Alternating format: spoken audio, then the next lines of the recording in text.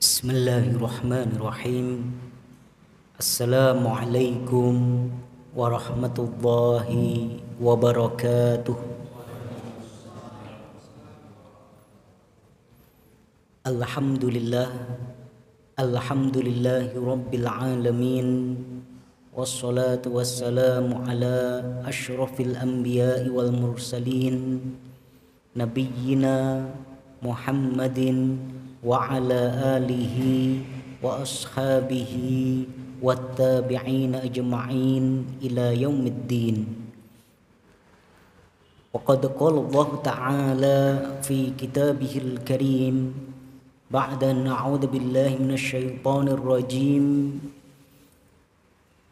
Kitabun anzalnahu ilaika mubarakun liyadabbaru ayatihi waliyatadhakkara ulul albab.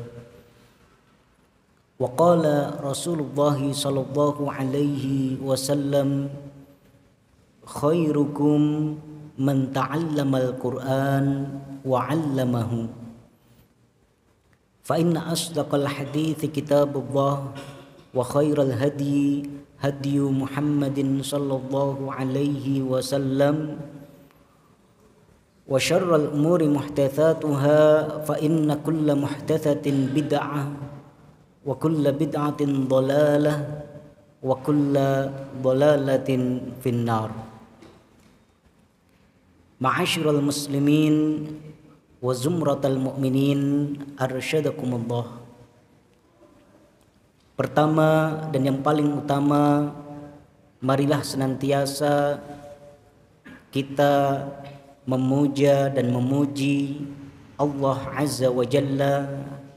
Kita perbanyak tahmid kita atas segala karunia yang Allah berikan kepada kita, atas anugerah yang tiada terhitung, tiada terhingga, sampai Allah Subhanahu wa ta'ala mengingatkan kita semua, wa in ta'uddu ni'matallahi la tuhsuha.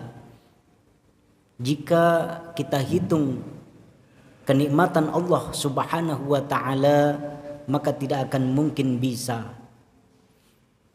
Nikmat iman, nikmat Islam, nikmat istiqomah di dalam beribadah kepada Allah Subhanahu wa ta'ala, nikmat bisa longgar waktu kita, ringan langkah kita untuk menghadiri majelis-majelis ilmu, majelis-majelis Quran, majelis-majelis iman seperti ini adalah kenikmatan yang sangat mahal.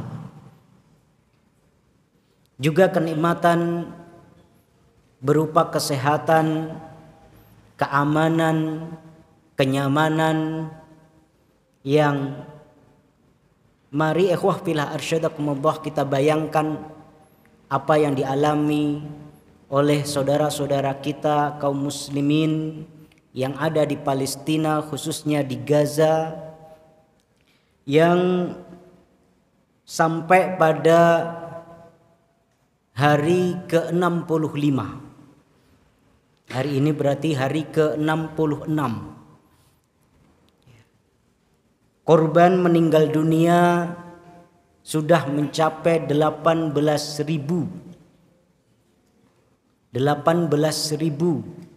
kaum muslimin yang ada di Palestina meregang nyawa. Kebanyakan dari mereka, dari 18.000 itu adalah anak-anak dan perempuan. Korban luka berat sudah sampai pada angka 49.000 lebih. Ini tentu kepedihan yang luar biasa. Dan ikhwah fillah arsyadakumullah, perang belum usai. Kemarin sempat ada jeda tetapi diteruskan lagi. Bahkan usulan untuk gencatan senjata yang sudah disuarakan oleh Sekjen PBB di sidang Dewan Keamanan PBB, Perserikatan Bangsa pada hari Jumat yang lalu, dari 15 anggota Dewan Keamanan PBB, 13 menyetujui, menyepakati adanya gencatan senjata tersebut, tetapi satu anggota yaitu Amerika Serikat memveto seruan tersebut. Adapun Inggris abstain. Ini ikhwah fillah arsyadakumullah, tentu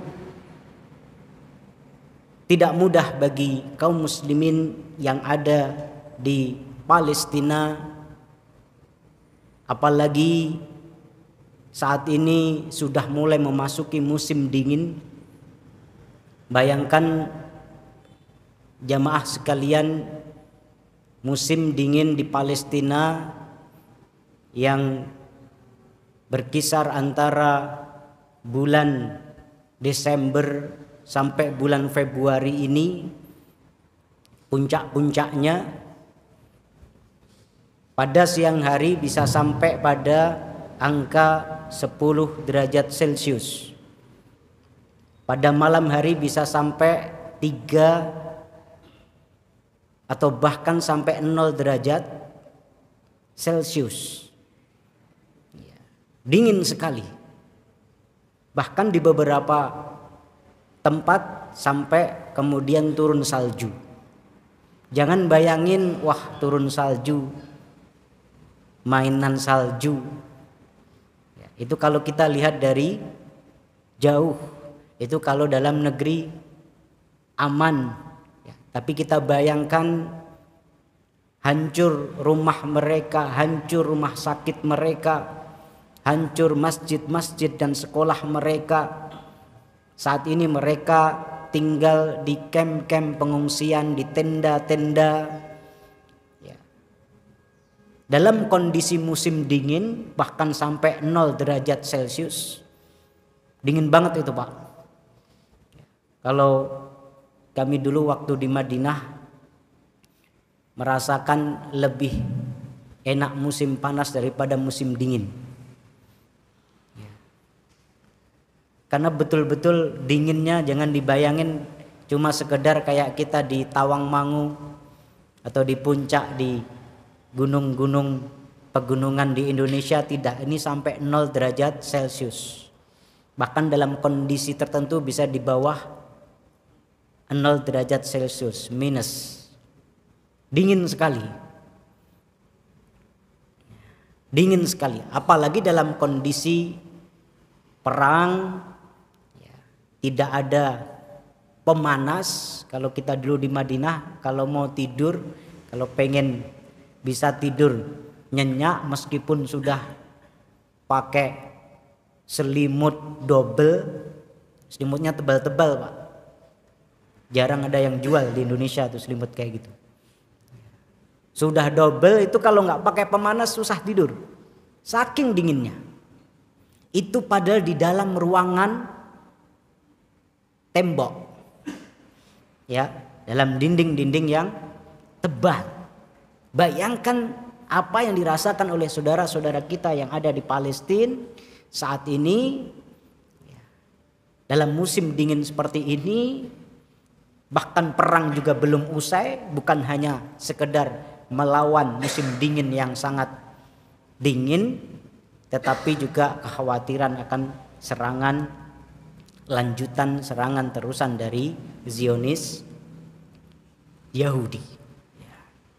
Ini tentu seharusnya membuat kita terus menyambung kepedulian kita, terus memanjatkan doa-doa kita untuk mereka.